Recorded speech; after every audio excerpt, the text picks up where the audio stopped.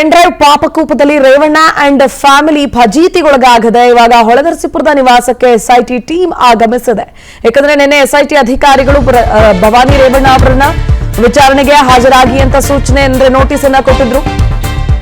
ಬೆಳಗ್ಗೆ 10 ಗಂಟೆಯಿಂದ ಸಂಜೆ 5 ಗಂಟೆಯ ಒಳಗೆ ನಿಮ್ಮ ನಿವಾಸಕ್ಕೆ ಬಂದು ನಾವು ವಿಚಾರಣೆ ಮಾಡ್ತೀವಿ ಅಂತ ಹೇಳಿದ್ರು.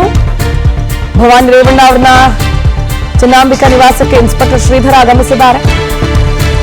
ಭವಾನಿಗೆ ನೋಟಿಸ್ ನೀಡಿತ್ತು ಎಸ್ಐಟಿ ಟೀಮ್. ಎಸ್ಐಟಿ ಅಧಿಕಾರಿಗಳು ಬರುವ ಮೊದಲೇ ಇನ್ಸ್ಪೆಕ್ಟರ್ ಭೇಟಿ ಕೊಟ್ಟರು. ಮನೆಯಲ್ಲಿ ಭವಾನಿ ಇದ್ದಾರಾ ಅನ್ನೋದ್ರ ಬಗ್ಗೆ ಚೆಕ್ ಮಾಡಿದ್ದಾರೆ. ಎಸ್ಐಟಿ ತಂಡಕ್ಕೆ ಮಾಹಿತಿಯನ್ನು ನೀಡುತ್ತಾರೆ ಇನ್ಸ್ಪೆಕ್ಟರ್.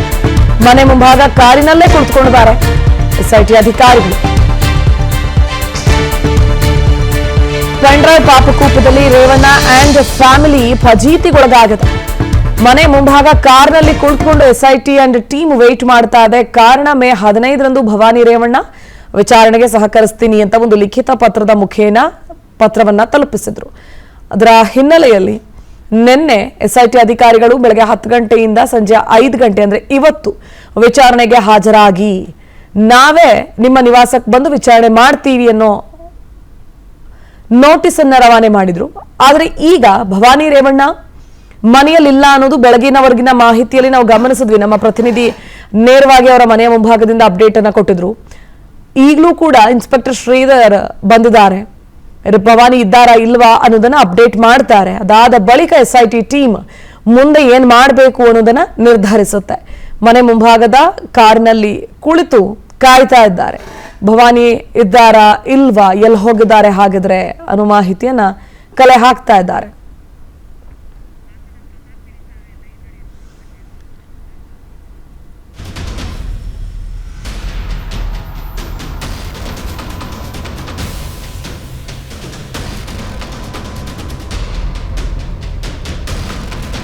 ಹೆಚ್ಚಿನ ಡೀಟೇಲ್ಸ್ ನೀಡ್ತಾರೆ ನಮ್ಮ ಪ್ರತಿನಿಧಿ ಪ್ರತಾಪ್ ಹಿರಿಸವೆ ನೇರ ಸಂಪರ್ಕದಲ್ಲಿದ್ದಾರೆ. ಪ್ರತಾಪ್, ಬೆಳಗಿನ ವರದಿಯಲ್ಲಿ ತಾವು ಹೇಳ್ತಾ ಇದ್ರಿ ಭವಾನಿ ರೇವಣ್ಣ ಮನೆಯಲ್ಲಿ ಇಲ್ಲ, ಎಲ್ಲಿ ಹೋಗಿದ್ದಾರೆ ಗೊತ್ತಿಲ್ಲ ಅಂತ.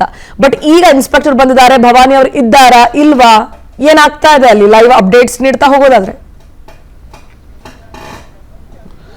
ಆ ಪ್ರತಿಭಾ ಏನಂತ ಹೇಳಿದ್ರೆ ಏನು KR ನಗರದ ಸಂತ್ರಸ್ತೆ ಅಪಹರಣ ಕೇಸ್ನಲ್ಲಿ ಭವಾನಿ ರೇವಣ್ಣ ಅವ್ರಿಗೆ ಈಗಾಗಲೇ 2 ಬಾರಿ ನೋಟಿಸ್ ಅನ್ನ ನೀಡಲಾಗಿದೆ. ಇವತ್ತು SIT ಅಧಿಕಾರಿಗಳೇ ಖುದ್ದು ವಿಚಾರಣೆಗಾಗಿ ಬಂದಿದ್ದಾರೆ.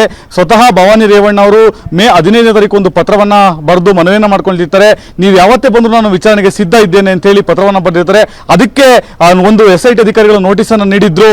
ನೀವೇ ಸ್ವತಃ ಪತ್ರ ಬರೆದಂತೆ ನಾವು 1ನೇ ತಾರೀಕು ಅಂದ್ರೆ ಇವತ್ತು ಬೆಳಿಗ್ಗೆ 10 ಗಂಟೆಯಿಂದ 5 ಗಂಟೆವರೆಗೂ ನಿಮ್ಮ ನಿವಾಸಕ್ಕೆ ನೀವೇನು ಪತ್ರದಲ್ಲಿ ಯಾವ ಅಡ್ರೆಸ್ ಅನ್ನು ನೀಡಿದ್ದೀರಿ ಅದೇ ನಿವಾಸಕ್ಕೆ ನಾವು ವಿಚಾರಣೆಗಾಗಿ ಬರ್ತಿದ್ದೇವೆ. ನೀವು ಅಲ್ಲಿ ಖುದ್ದು ಹಾಜರಿದ್ದು ವಿಚಾರಣೆಗೆ ಸಹಕಾರ ನೀಡಬೇಕು ಅಂತ ಹೇಳಿ ಒಂದು ಪತ್ರವನ್ನ ಬರೆದಿದ್ದು. ಆ ಪತ್ರದ ಅಂತೆ SIT ಅಧಿಕಾರಿಗಳು ಈಗ ರೇವಣ್ಣ ನಿವಾಸಕ್ಕೆ ಬಂದಿದ್ದಾರೆ. ನಾನು ಹೊಳೆನರಸೀಪುರದ ರೇವಣ್ಣ ಅವರ ನಿವಾಸದ ಮುಂಭಾಗ ತೋರಿಸ್ತಾ ಇದ್ದೇನೆ. ಇದು SIT ಅಧಿಕಾರಿಗಳು ಈಗಾಗಲೇ ರೇವಣ್ಣ ನಿವಾಸಕ್ಕೆ ಬಂದಿದ್ದಾರೆ. SIT ಇನ್ಸ್ಪೆಕ್ಟರ್ ಶ್ರೀಧರ್ ಅವರು ಇಲ್ಲಿ ಬಂದು ಕಾಯ್ತಾ ಇರುವಂತದ್ದು. ಬೆಳಿಗ್ಗೆ 10 ಗಂಟೆಗೆ ಬರ್ತೀನಿ ಅಂತ ಹೇಳಿದ್ರು. ಇದೀಗ SIT ಅಧಿಕಾರಿಗಳು ಸೀದಾ ರೇವಣ್ಣ ನಿವಾಸಕ್ಕೆ ಬಂದು ಮನೆ ಒಳಗಡೆ ಹೋಗಿ ವಿಚಾರ ಮಾಡ್ಕೊಂಡು ಬಂದಿದ್ದಾರೆ. ಮನೆ ಒಳಗಡೆ ಭವಾನಿ ರೇವಣ್ಣ ಇಲ್ಲ.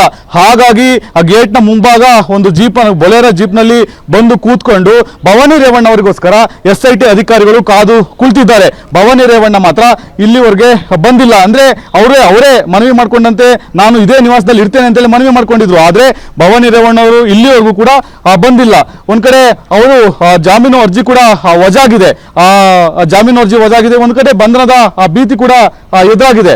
ಈ ಹಿನ್ನೆಲೆಯಲ್ಲಿ ಭವಾನಿ ರೇವಣ್ಣ ಅವ್ರಿಗೋಸ್ಕರ SIT ಅಧಿಕಾರಿಗಳು ಕಾದು ಕುಳಿತಿದ್ದಾರೆ. ಭವಾನಿ ರೇವಣ್ಣ ಬರ್ತಾರಾ ಇಲ್ವಾ ಅನ್ನೋದು ಕೂಡ ಕುತೂಹಲವಾಗಿರುವಂತದ್ದು. ಪ್ರತಿಭಾ, ಓಕೆ, ಥ್ಯಾಂಕ್ ಯು ಪ್ರತಾಪ್ ಡೀಟೇಲ್ಸ್ಗಾಗಿ. ಅನುಕ್ಷಣದ ಸುದ್ದಿಗಳಿಗಾಗಿ ವಿಸ್ತಾರ ನ್ಯೂಸ್ ಯೂಟ್ಯೂಬ್ ಚಾನೆಲ್ ಸಬ್ಸ್ಕ್ರೈಬ್ ಮಾಡಿ. ಹೊಸ ಸುದ್ದಿಗಳ ನೋಟಿಫಿಕೇಶನ್ಗಾಗಿ ಬೆಲ್ ಐಕಾನ್ ಕ್ಲಿಕ್ ಮಾಡಿ. ಲೇಟೆಸ್ಟ್ ಅಪ್ಡೇಟ್ಸ್ಗಾಗಿ www.vistaranews.com ವೆಬ್ಸೈಟ್ಗೆ ವಿಸಿಟ್ ಮಾಡಿ. ಅಂಗೈಯಲ್ಲೇ ಜಗತ್ತಿನ ಸುದ್ದಿ ತಿಳಿಯಲು ವಿಸ್ತಾರ ನ್ಯೂಸ್ ಕನ್ನಡ ಆಪ್ ಡೌನ್ಲೋಡ್ ಮಾಡಿ.